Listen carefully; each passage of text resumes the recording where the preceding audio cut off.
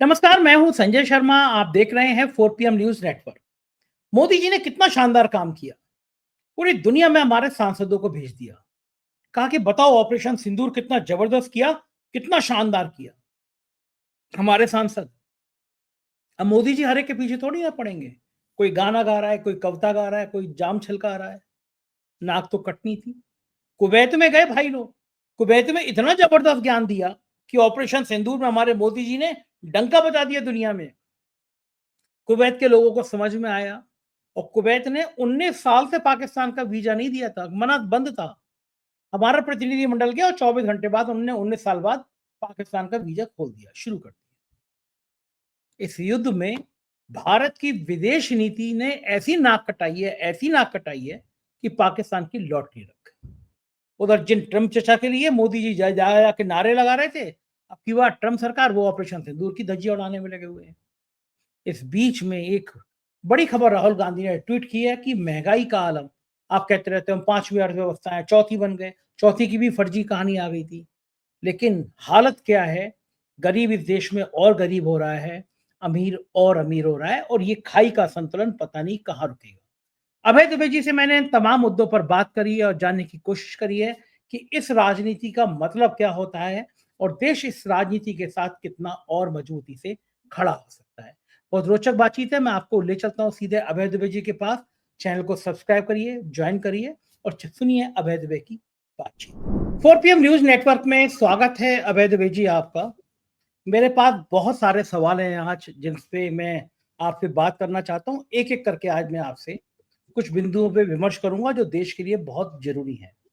और राहुल गांधी ने एक ट्वीट किया है और ट्वीट वो जो है वो आम भारतीय की जिंदगी से जुड़ा हुआ मसला है। उन्होंने लिखा कि आंकड़े सच बोलते हैं। पिछले एक साल में टू व्हीलर की बिक्री 17% और कार की बिक्री 8.6% घट गई। मोबाइल का मार्केट 7% गिरा है। दूसरी तरफ खर्च और कर्ज लगातार बढ़ रहे हैं। मकान का किराया, घरेलू महंगाई, शिक्षा का खर्च, लगभग हर चीज महंगी हो रही है। ये सिर्फ आंकड़े नहीं है, ये उस आर्थिक दबाव की हकीकत है जिससे हर आम भारतीय प्रभावित है।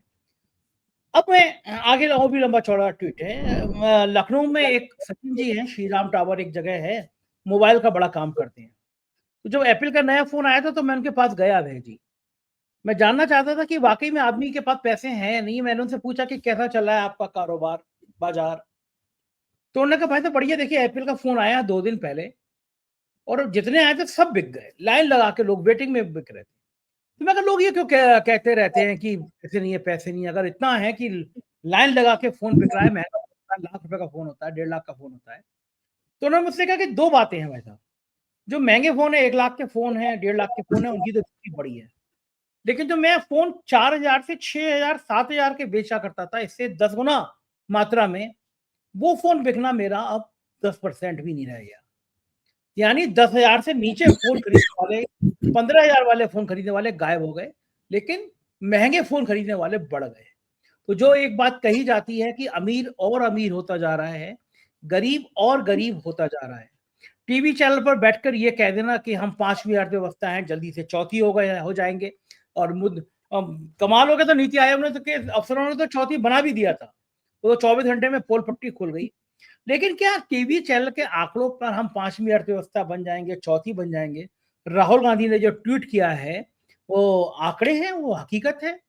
इसका मतलब कि देश का मध्यम वर्ग, देश का गरीब वर्ग एक खतरनाक दिशा में जा रहा है। देश का आर्थिक बाजार अब बड़ी 5वीं इकोनॉमी हो जाए, चौथी हो जाए, लेकिन हकीकत ये है जो आम आदमी है वो तो मरा जा रहा है। 80% आदमी को राशन दिया जा रहा है तो अपनी जिंदगी कर पा रहा है। ये जो 5वीं अर्थव्यवस्था, चौथी अर्थव्यवस्था, ये नारे, ये तस्वीर क्या पेश करते हैं अभय जी?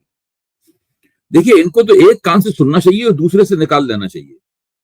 कोई भी आदमी जिसको जरा भी बुद्धि है और जो भारतीय जनता पार्टी की कार्यकर्ता पंक्ति में शामिल नहीं है, राजनीतिक रूप से उससे जुड़ा हुआ नहीं है, या राष्ट्रीय स्वयंसेवक संघ का स्वयंसेवक नहीं है, इन दो तरह के तत्वों को आप छोड़ दीजिए। या जो मोदी जी के भक्त मंडली है, भक्त मंडली के सदस्य नहीं है, इन तत्वों को आप छोड़ दीजिए। बाकी देश के किसी भी व्यक्ति के सामने अगर आप ये बात कहेंगे कि भारत 5वीं अर्थव्यवस्था बनने वाला है या चौथी अर्थव्यवस्था बनने वाला है या इतने ट्रिलियन की इकोनॉमी होने वाली है, उतने ट्रिलियन की इकोनॉमी होने वाली है, तो वो इन सब बातों के ऊपर कभी भी सकारात्मक प्रतिक्रिया नहीं करेगा, क्योंकि देश की अर्थव्यवस्था काफी लंबे अरसे से बहुत बुरे दौर से गुजर रही है। इस प्रकार के आंकड़े जाने से कि इस तिमाही के अंदर इतना बढ़ गया जीडीपी, इस तिमाही के अंदर ग्रोथ रेट इतने % बढ़ गया, इससे कुछ फर्क नहीं पड़ता है। सवाल इस बात का है कि जमीन पर क्या हो रहा है। जमीन पर जो हो रहा है उसकी कसौटी केवल एक है, क्या लोगों की आमदनी बढ़ रही है। अगर लोगों की आमदनी बढ़ेगी तो न केवल अमीर लोग सेल फोन खरीदेंगे, लाख 1.5 लाख का फोन बिकेगा, वरना छोटे स्तर का जो फोन है, जो 10,000 का, 15,000 का, 20,000 रुपए का फोन है, वो फोन भी बिकेगा। अगर लोगों की आमदनी बढ़ेगी तो 30-35 लाख की हाइब्रिड कार या और भव्य किस्म की जो कारें, जो एसयूवीज बाजार में, जिनसे बाजार भरा हुआ है, वो कारें लाइन लगाकर बिकेंगी। बल्कि छोटी कारें जो हैं, जिनकी बिक्री तकरीबन समाप्त हो चुकी है, छोटी कार के बारे में आज ही अखबार में खबर है कि छोटी कार से ही भारत में कार रेवोल्यूशन हुई थी, कार क्रांति हुई थी। छोटी कार मर रही है, छोटी कार बनाना ही बंद कर दिया है तकरीबन। अब तो मिडिल लेवल की कारें बिकती हैं या हायर लेवल की कारें बिकती हैं। छोटी कार का पूरी तरीके, आप सड़क से ही छोटी कार तकरीबन गायब हो गई है।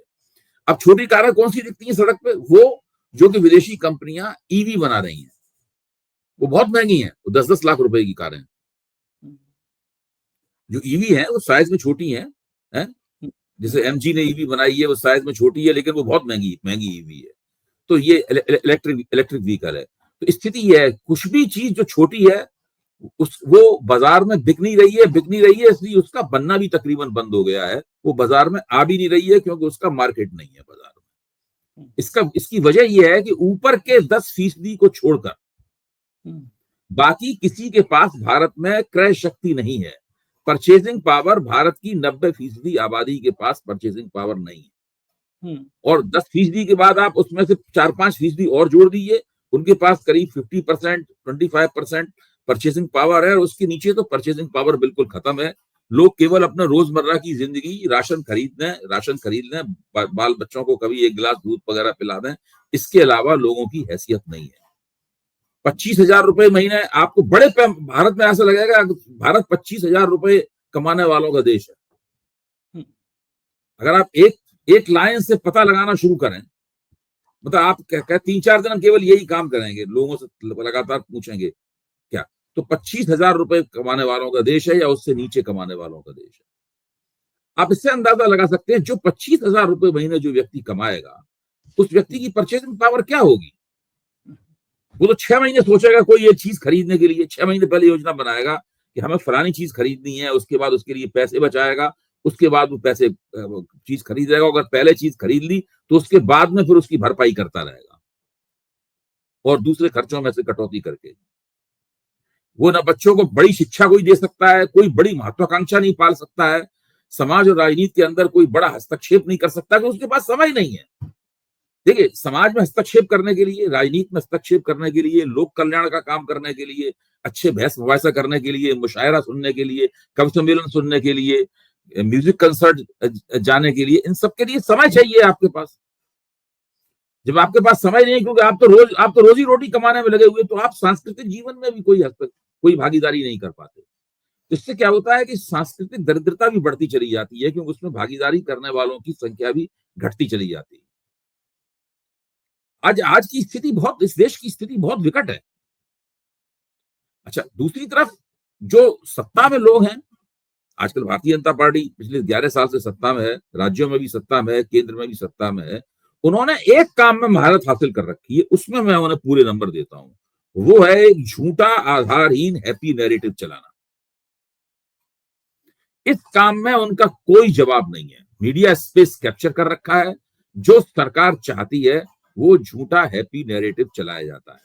विपक्ष को लगातार कटघरे में खड़े करने की योजनाएं बनाई जाती हैं और मीडिया के जरिए उन्हें कटघरे में खड़ा किया जाता है। मैं आपको ताजा उदाहरण देता हूं। आईपीएल में जो बंगलोर की टीम है, रॉयल चैलेंजर, वो 18 साल बाद जीत गई। जीत जाने के बाद में चिन्नास्वामी स्टेडियम के अंदर एक बड़ा जीत का जश्न मनाया गया, समारोह हुआ। उसमें ज्यादा लोग, बहुत लोग जमा हो गए, भगदड़ मची।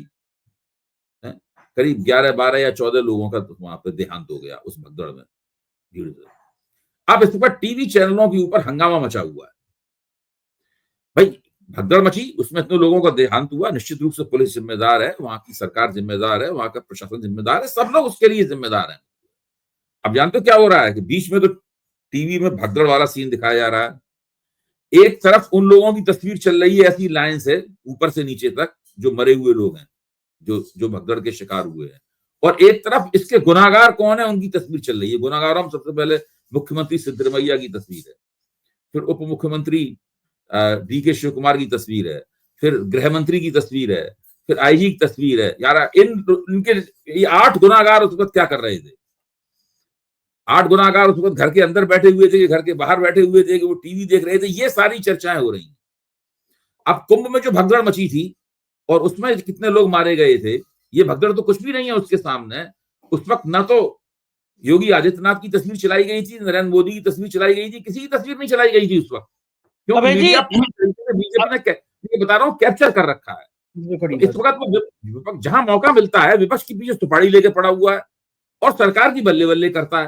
अभय जी भाई बहुत बड़ा बिल्कुल। अभय जी जब ये कुंभ की भगदड़ मची 9:30 बजे के आसपास मुख्यमंत्री ने बयान दिया, एएनआई को बयान दिया कि वहां पे कुछ हल्की फुल्का सा वो हो गया था, बिल्कुल कोई छोटी मोटी चोटें लगी हैं, कुछ नहीं है। हमारा रिपोर्टर है क्षितिज कांत, बड़ा तेज तर्रार, वो मौजूद था। मैंने उससे कहा जरा पोस्टमार्टम हाउस पहुंचो, मैं यहाँ लाइव पे बैठा हूँ तुम्हारे साथ में, देखूंगा कोई कैजुअलिटी तो नहीं है। ये 10:30 बजे तक मैं लाइव कर रहा था क्षितिज के संग। पोस्टमार्टम हाउस पे 4 PM ने देश में सबसे पहले 30 लाशें दिखा दी। कि एक तरफ मुख्यमंत्री का बयान है कि कुछ नहीं हुआ, कोई सरकार का कोई प्रतिनिधि बोलने को तैयार नहीं था। 4 PM ने सबसे पहले 30 लाशें दिखा दी। अगले दिन हमने 67 लाशों का स्टिंग करके दिखा दिया कि ये 67 लाशें हैं।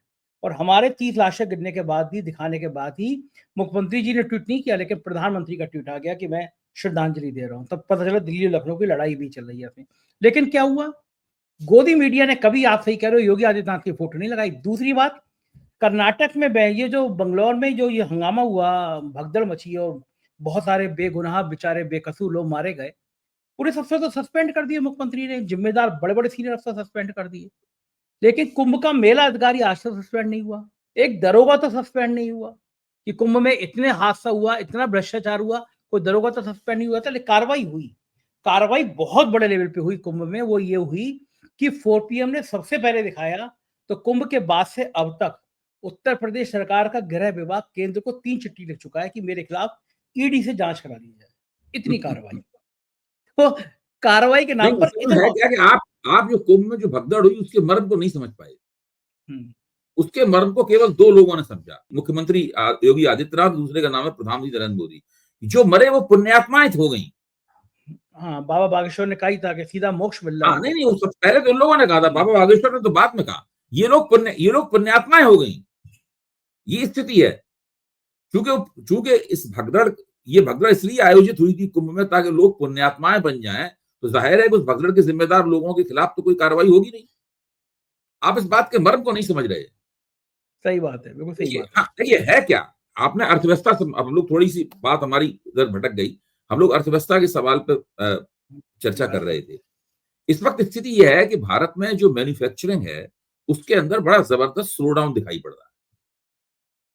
अच्छा, अर्थव्यवस्था के प्रश्न ऐसे होते हैं, इनको बहुत ज्यादा छुपाया नहीं जा सकता, कि उसका सीधा सीधा असर लोगों की जिंदगी पे दिखाई पड़ता है, लोगों के चेहरों पे दिखाई पड़ता है, उनके रोजगार के ऊपर दिखाई पड़ता है। तो खबर किसी न किसी रूप में सामने निकल कर आ ही जाती है, बावजूद इसके कि मीडिया स्पेस काफी हद तक कैप्चर कर लिया गया है। अच्छा, अब जो अर्थव्यवस्था के मोर्चे पे जो जबरदस्त नाकामी है, इस नाकामी को छुपाने के लिए कुछ करना पड़ेगा। तब तक पहलगाम घाटी में जो बैसरन घाटी है, वहां पे आतंकवादियों ने आके, पाकिस्तान ने एक बड़ा आतंकवाद आयोजित किया। वहां पे बहुत भयानक खूनी रक्तपात हुआ, निर्दोष लोग मारे गए, महिलाओं के सामने ही उनके पतियों के सिर में गोली मारी गई। उसके बाद भारत और पाकिस्तान के बीच में 4 दिन की फौजी झड़प हुई, 4 दिन लंबी फौजी झड़प हुई। अच्छा, अब आप देखिए इस बीच में कैसी कैसे स्पिन देने के लिए पूरी बातें हुई। अब मोदी जी लगातार आतंकवाद को क्या जवाब दे रहे हैं, उनकी रगों में क्या बह रहा है, वो या तो रोटी खाओ वरना मोदी की गोली खाओ, इस प्रकार के तमाम डायलॉग बोल के पूरे इस देश में गवर्नेंस के स्तर पर, अर्थव्यवस्था के स्तर पर जो नाकामियां हैं, उन नाकामियों को छिपाने की कोशिश की जा रही है। अब बदकिस्मती ये है कि इसके अंदर भी अ, विपक्ष ने एक दुखती रग पकड़ ली है सरकार की। वो दुखती रगें दो हैं, एक तो डोनाल्ड ट्रंप और दूसरे विदेश मंत्री जयशंकर। इन दोनों रगों को विपक्ष ने पकड़ लिया है। विपक्ष बार बार उन दोनों रगों को दबाता है और ये लोग सब बिलबिला पड़ते हैं बुरी तरीके से। ये इन लोगों की स्थिति है। और टीवी पर इतनी बुरी भाषा में, इतने भद्दे स्वर में जोर जोर से चिल्लाते हुए भारतीय जनता पार्टी के प्रवक्ता आजकल बहस कर रहे हैं, जिसकी कोई सीमा नहीं है।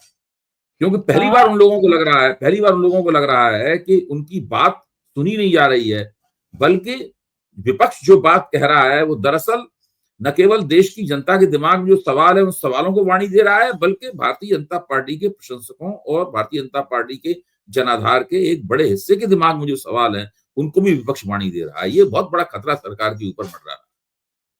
लेकिन एक चीज तो है अभय जी, प्रधानमंत्री जी का मास्टर स्ट्रोक तो था कि उन्होंने सांसदों को, सब पार्टी के सांसदों को विदेश भेजा। उससे भारत को बहुत फायदा हुआ। कैसे हुआ मैं आपको बता रहा हूँ। जैसे कुवैत पहुंचे हमारा प्रतिनिधिमंडल, कुवैत के जो सांसद थे, एक्चुअल में आजकल के सांसद जो गए हैं वहां पे वो थोड़ा जाम छलकाने में, थोड़ी कविताएं गाने में, गाना गाने में ज्यादा बिजी हैं, तो ज्ञान उसी तरह से पेश कर रहे हैं। कुवैत में हमारे सांसदों के प्रतिनिधि मंडल ने इतना बढ़िया ज्ञान दिया कुवैत को कि साहब देखिए ऑपरेशन सिंदूर हमने चलाया क्योंकि अब पाकिस्तान आतंकियों की मदद करता था, और इतना इतना शानदार बयान दिया कि उनके आने के प्रतिनिधि मंडल मिलने के 24 घंटे बाद कुवैत ने 19 साल से जो भारत पाकिस्तान पे वीजा प्रतिबंध लगाया था वो हटा दिया। केवल हमारा प्रतिनिधि मंडल मिला और 24 घंटे बाद पाकिस्तान की बल्ले बल्ले कुवैत से ये नाक कटा रहे हैं। विदेशी मीडिया इनको छाप नहीं रहा।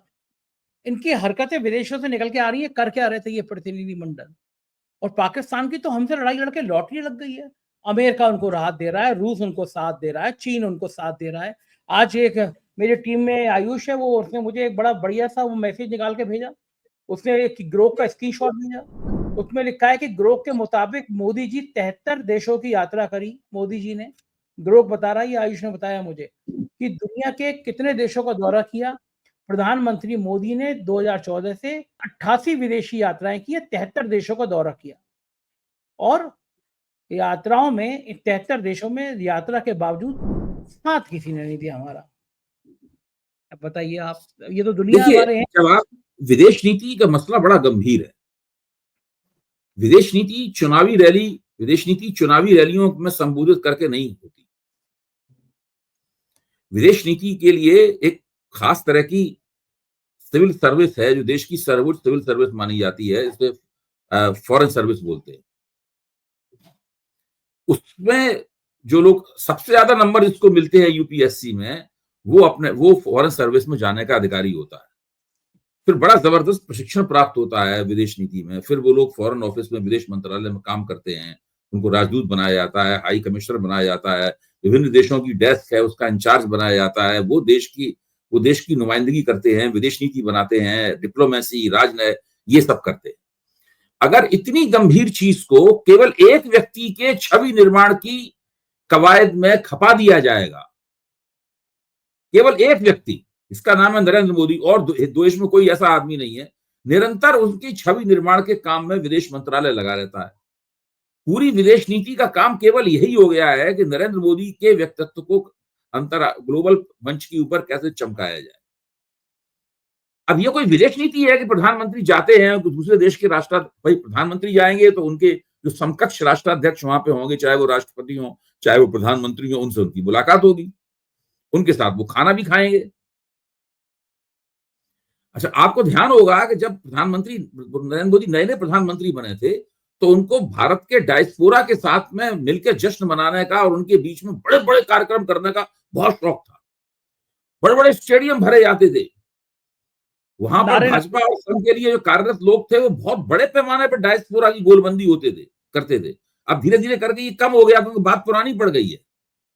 एक जमाने में तो लगता था कि अमेरिका में, यूरोप में कहीं जाएंगे तो पूरा डायस्पोरा प्रधानमंत्री के स्वागत में उमड़ पड़ता था और प्रधानमंत्री उसी के जरिए अपने आप को विश्व मंच पर स्थापित करना चाहते थे। अच्छा, बिना किसी दूरंदेशी का इस्तेमाल किए हुए इन्होंने अपनी यात्राएं की। मसलन जब रूस और यूक्रेन के बीच में युद्ध हुआ तो बिना इस बात की परवाह किए हुए कि रूस के साथ हमारी दोस्ती कितनी पुरानी है, ये गए और यूक्रेन के ज़ेलेंस्की नेता के साथ में गले मिले और इस तरह से अपने आप को पेश किया जैसे कि ये यूक्रेन और युद्ध और रूस का युद्ध बंद करवा देंगे। भारत में तो कम से कम इसी तरह का प्रचार हुआ। हाँ, बिल्कुल। आज क्या स्थिति है?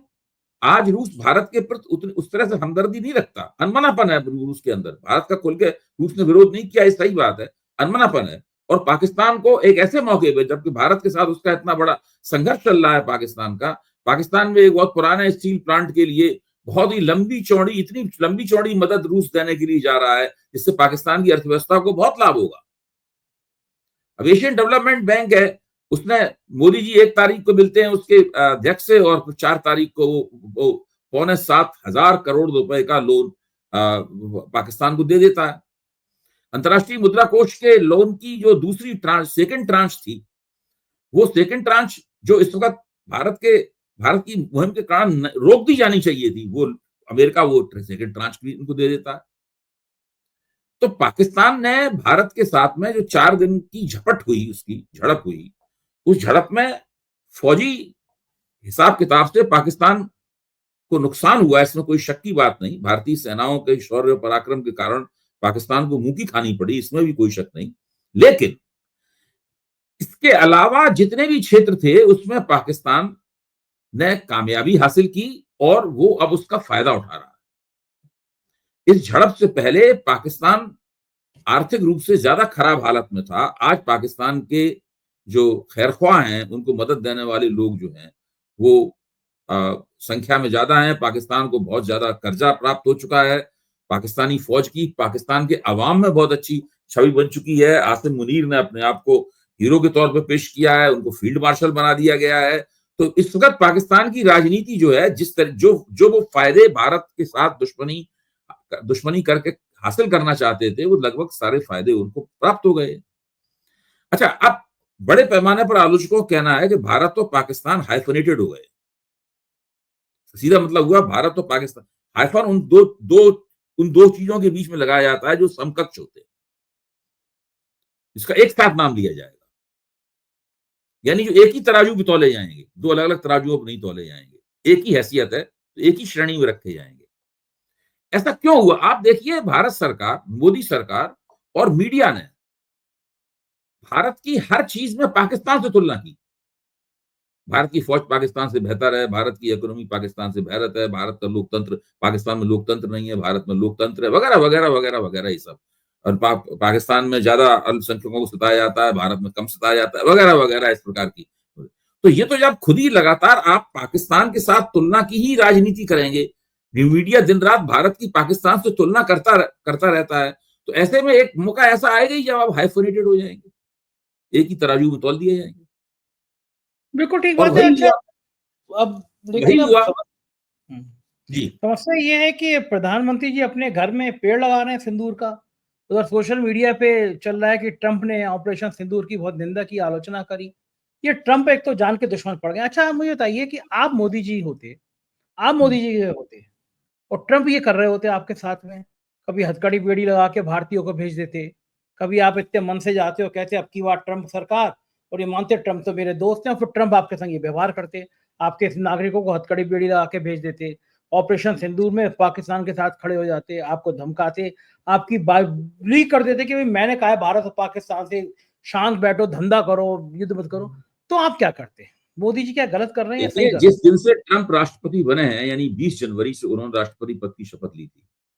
आप देखिए, उसके बाद उन्होंने एक टैरिफ वार शुरू किया। उन्होंने टैरिफ की मिसाइलें सारी दुनिया के ऊपर दागी और उस हर देश के मुकाबले ट्रंप को पीछे कदम खींचना पड़ा जो ट्रंप के मुकाबले जमकर खड़ा हुआ, चाहे वो मैक्सिको हो, चाहे वो ग्वाटेमाला हो, चाहे वो चीन हो, वो सारे देशों के मुकाबले ट्रंप को पीछे कदम खींचना पड़ा। और जिन देशों ने ट्रंप के सामने हथियार डाल दिए, ट्रंप की बातें मान ली, ट्रंप के सामने चुप रह गए, ट्रंप की जातियों की आलोचना नहीं की, उनके मुंह बयानों की खिल्ली नहीं उड़ाई और ट्रंप को उनकी औकात नहीं दिखाई। वो सारे के सारे लोग इस वक्त अमेरिका के पिट्ठू बने हुए और उसमें भारत भी एक है। देखिए, आजकल अमेरिका में ट्रंप के लिए ट्रंप टैको नाम पड़ गया है। टैको क्या होता है? टैको एक मैक्सिकन फूड है। दिल्ली में भी टैको बेल एक बहुत करंट प्लेस में एक रेस्तरां है, उसमें बहुत अच्छा एक रैप होता है छोटा सा, उस रैप के बीच में तरह तरह के खाद्य पदार्थों को बढ़िया सा बना के भरा जाता है और वो चटपटे टैको भी होते हैं। सारी दुनिया में बहुत लोकप्रिय है टैको, लोग डिफरेंट विभिन्न सॉसेस के साथ में वो टैको, चटनियों के साथ में वो टैको खाते हैं। लेकिन अमेरिका में जब किसी के नाम से टैको लगता है तो उसका ये मतलब होता है कि ये आदमी बार बार कदम पीछे खींचता है, बार बार अपने ही बताई गई कसौटी से पीछे हट जाता है। सही बात तो है, ट्रंप के लिए ये ट्रंप टैको नाम इस्तेमाल किया जा रहा है वहां पे लगातार। तो ट्रंप की इस वक्त अमेरिका में भी हालत खस्ता है। और तो हमारे मोदी जी क्यों कर रहा है वो? 4 PM के मंच में कह चुका हूं, अगर मोदी जी ने ट्रंप के सामने सीना तान दिया होता और उसी वक्त सीना तान दिया होता है, उन्होंने हथकड़ी बीड़ी लगा के भारतीयों को भेजा था, उसी वक्त भारत सरकार ने एक जंग पे इनकी लताड़ लगाई होती, कहना चाहिए था कि ये बिल्कुल स्वीकार नहीं किया सकता, आप बिल्कुल नहीं भेजेंगे, अगर आप भेजेंगे तो हम आपके विमानों को यहाँ उतरने नहीं देंगे, आपको विमान वापस ले आने पड़ेंगे। हम अपना विमान भेजते हैं वहां पर, जो दूसरे देशों ने किया भी, उनमें आप सम्मान पूर्वक हमारे लोगों को भेजिए, भले ही वहां वो गैर कानूनी आप प्रवासी हों, लेकिन हमारे देश के तो नागरिक हैं, हम यहाँ सम्मान पूर्वक उनको देख लेंगे। अगर सही बात मोदी है। जी ने किया होता तो आज मोदी जी का नाम पहले के मुकाबले बहुत अधिक सम्मान के साथ लिया गया होता। अगर मोदी जी ने ट्रंप का ये दावा कि हमने युद्ध विराम कराया, उसका कड़ा जवाब खुद मोदी जी ने दिया होता। मोदी जी कह सकते थे ट्रंप जी हमारे दोस्त हैं, लेकिन इसका मतलब ये नहीं है कि वो इस तरह की बातें करेंगे। हमें अपने एक दोस्त इस तरह की उम्मीद नहीं थी, ये बयान तो दिया ही जा सकता था। यही गलती कर रहे हैं वो, यही गलती कर भारत रहे एक हैं। स्वतंत्र संप्रभु राष्ट्र है। भारत खुद तय करेगा कि वो कश्मीर के मसले पे किससे बात करे, किससे ना बात करे और पाकिस्तान से कैसे निपटे। भारत में पूरी क्षमता है पाकिस्तान से निपटने की, हमें ट्रंप की मदद नहीं चाहिए। यही गलती कर रहे हैं। हमने नहीं कहा था कि आप ट्रंप की हमारी, ये सब कहना चाहिए था उनको। ट्रंप यही को चूक हमारी कर मदद रहे हैं। करनी है तो दोस्ताना में मदद करें, इसलिए थोड़ा मदद करें जो कर रहे हैं। अब तो भाजपा के प्रवक्ता भी मानने लगे हैं। मैं टीवी पे बात उठाता हूं तो लोग कहते हैं कि भाई अभय जी की इतनी बात तो सही है कि जब ट्रंप ने पहले ये बयान दिया कि संघर्ष विराम हो गया तो सब लोगों को बहुत बुरा लगा कि ट्रंप ने पहले कहा, बाद में ये बात ठीक हो गई। ये तो उन्होंने ये कहते हैं, इतना तो मान लिया उन्होंने, ट्रंप के उस बयान से सब लोगों को झटका लगा था।